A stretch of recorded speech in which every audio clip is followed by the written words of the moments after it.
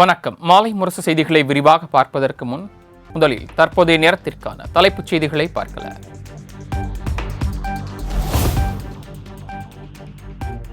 ஹிந்தி திணிப்பை என்றும் எதிர்ப்போம், இன்னுயிர் தமிழை எந்நாளும் காப்போம். மக்கள் திரள் போராட்டங்களை நடத்த வேண்டிய தேவை ஏற்பட்டால் அதனையும் முன்னெடுப்போம் என்று திமுக தொண்டர்களுக்கு முதலமைச்சர் மு.க.ஸ்டாலின் கடிதம்.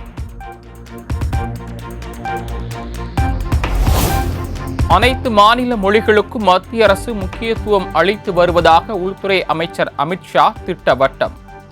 பொறியியல் மற்றும் மருத்துவ படிப்புகளை தமிழில் கற்பிக்க நடவடிக்கை எடுக்க வேண்டும் என்றும் முதலமைச்சர் மு.க.ஸ்டாலினுக்கு வலியுறுத்தல்.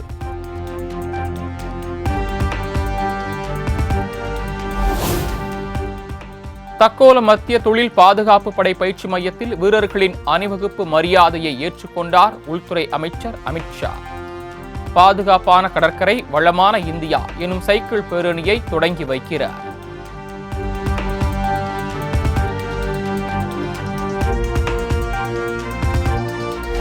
பள்ளி அருகே நின்று கொண்டு மாணவிகளிடம் கட்டாய கையெழுத்து பெறும் பாஜக நிர்வாகிகள் மீது கடும் நடவடிக்கை எடுக்கப்படும்.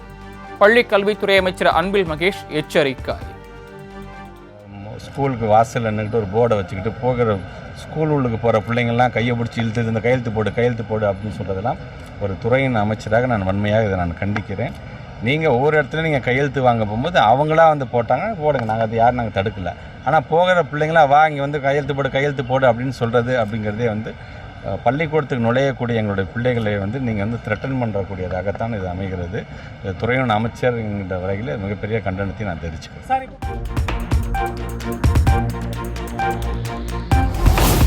திமுக எம்பி ஜெகத் ரட்சகனுக்கு தொடர்புடைய பல்வேறு இடங்களில் இரண்டாவது நாளாக அமலாக்கத்துறை சோதனை.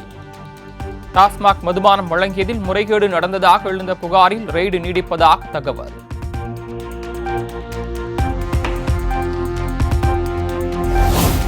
சென்னை எழும்பூரில் உள்ள டாஸ்மாக் தலைமை அலுவலகத்தில் இன்றும் நீடிக்கும் அமலாக்கத்துறை சோதனை. மதுபானம் கொள்முதல் குறித்து கிடுக்குப்பிடி விசாரணை நடத்தி வருவதாக தகவல். கரூரில் அமைச்சர் செந்தில் பாலாஜியின் நண்பர்கள் வீடுகளில் 15 மணி நேரத்திற்கு மேலாக நடைபெற்ற அமலாக்கத்துறை சோதனை நிறைவு. ராயனூர் கொங்குமணி மெஸ், கார்த்திக் உள்ளிட்டோர் வீடுகளில் முக்கிய ஆவணங்களை அதிகாரிகள் கைப்பற்றியதாக தகவல்.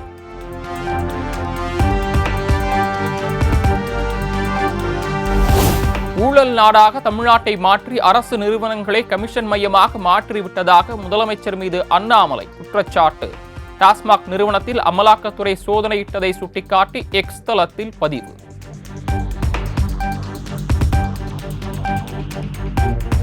காஞ்சிபுரம் மாவட்டம் ஸ்ரீபெரும்புதூர் சாம்சங் ஆலையை ஊழியர்கள் முற்றுகையிட்டதால் பரபரப்பு. 23 பேர் இடைநீக்கம் செய்யப்பட்டதை கண்டித்து நடைபெற்ற போராட்டத்தின் போது ஊழியர்களுடன் போலீசார் பேச்சுவார்த்தை.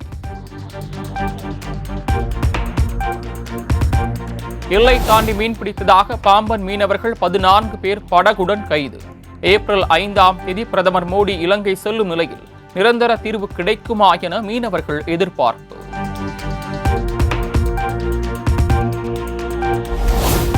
தமிழகத்தில் சட்டம் ஒழுங்கு மோசமான நிலையில் உள்ளதாக அதிமுக பொதுச் செயலாளர் எடப்பாடி பழனிசாமி சாடல். நாள்தோறும் பெண்களுக்கு எதிராக அரங்கேறும் குற்றங்களுக்கு முதல்வர் எந்த பதிலும் சொல்வதில்லை என குற்றச்சாட்டு.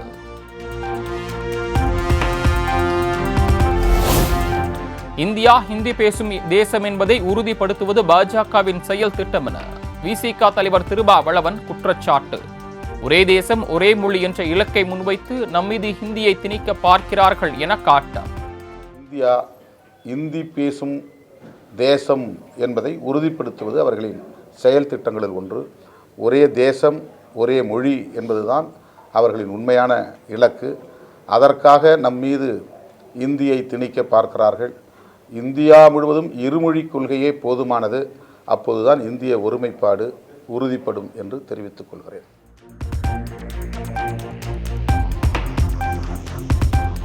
தமிழக வெற்றிக் கழகம் சார்பில் சென்னை ராயப்பேட்டையில் உள்ள YMCA அரங்கில் இன்று இப்தார் நோன்பு திறக்கும் நிகழ்ச்சி. மாலை 6 மணி அளவில் தொடங்கும் நிகழ்ச்சியில் விஜய் பங்கேற்க உள்ளதால் ஏற்பாடுகள் தீவிரம்.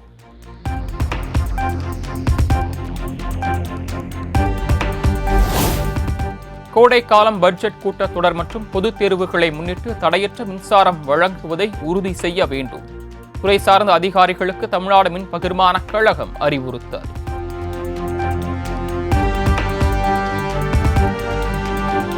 மக்காச்சோளம் வர்த்தகம் மேற்கொள்ள சந்தை கட்டணம் செலுத்துவதிலிருந்து விலக்கு தமிழ்நாடு அரசு அறிவிப்பு.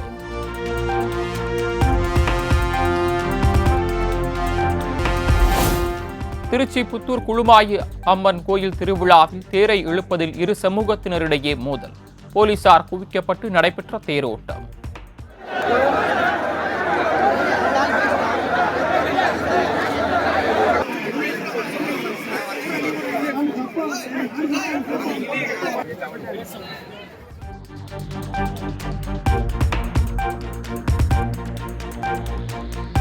நீட் நுழைவுத் தேர்வுக்கு விண்ணப்பிக்க இன்று கடைசி நாள். மே 1ஆம் தேதி ஹால் டிக்கெட் வெளியிடப்படும் என அறிவிப்பு.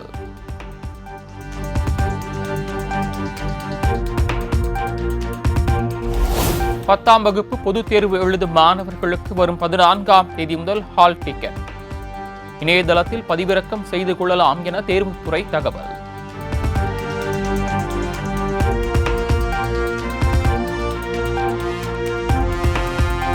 கள்ளக்குறிச்சி மாவட்டம் கலுவராயன் மலை அருகே மயானத்திற்கு செல்ல பாதை வசதி இல்லாத அவலம்.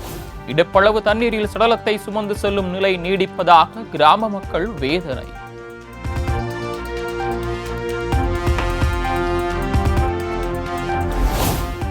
நெல்லை மாவட்டம் களக்காடு அருகே யானை தந்தம் விற்பனைக்கு வைத்திருந்த 5 பேர் கைது. தந்தம், யானை பற்கள், செல்போன் உள்ளிட்டவற்றை பறிமுதல் செய்து வனத்துறை விசாரணை.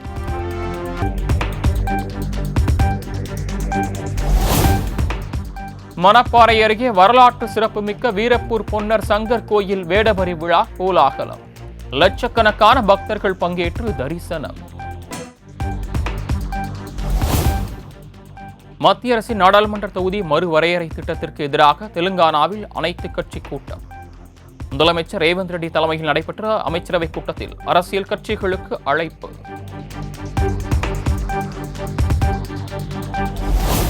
மத்திய அரசின் தீவிர முயற்சியால் நக்சலைட்டுகள் ஒழிக்கப்பட்டு வருவதாக பிரதமர் மோடி பேச்சு. தற்போது உருவாகியுள்ள நகரப்புற நக்சலைட்டுகள் இந்தியாவின் வளர்ச்சிக்கு இடையூறு ஏற்படுத்துவதாக காங்கிரஸ் மீது மறைமுக சாடல்.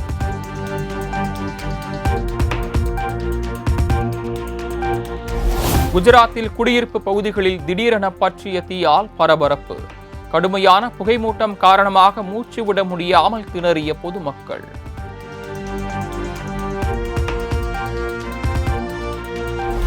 வட இலங்கை மக்களின் வாழ்வாதாரத்தை காக்க எல்லை தாண்டி மீன்பிடிப்பதை மீனவர்கள் தவிர்க்க வேண்டும். மத்திய அரசு உரிய நடவடிக்கை எடுத்தால் இந்தியாவுக்கு நன்றி உள்ளவர்களாக இருப்போம் என இலங்கை போக்குவரத்து துறை அமைச்சர் விமல் ரத்நாயக்க அறிவிப்பு. 13வது மகளிர் ஒருநாள் உலக கோப்பையை ஒட்டி முத்தரப்பு ஒருநாள் தொடருக்கு இலங்கை ஏற்பாடு. கொழும்புவில் அடுத்த மாதம் நடைபெறும் போட்டிகளில் இலங்கை, தென்னாப்பிரிக்க அணிகளுடன் மகளிர் அணி பங்கேற்பு.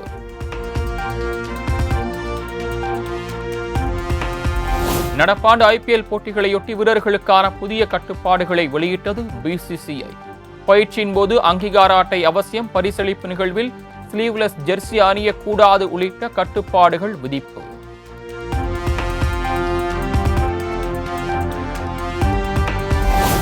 (2025) IPL தொடரையொட்டி புதிய ஜெர்சியை வெளியிட்டது பஞ்சாப் கிங்ஸ் அணி.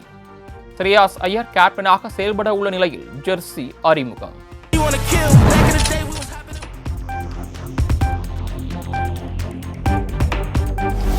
பாலிவுட் சினிமாவின் தரம் மிகவும் மோசமடைந்து வருவதால் அங்கிருந்து விலகுவதாக இயக்குனர் அனுராக் காஷ்யப் அறிவிப்பு.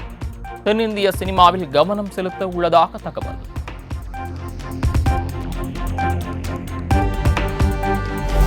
மாரி செல்வராஜ் இயக்கத்தில் துருவ் விக்ரம் நடித்து வரும் பைசன் திரைப்படம் முதல் தோற்ற காட்சி இன்று மாலை 5 மணிக்கு வெளியாகிறது.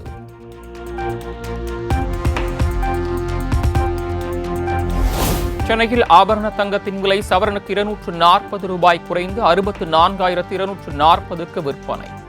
1 கிராம் தங்கம் 8,030க்கு விற்கப்படுகிறது.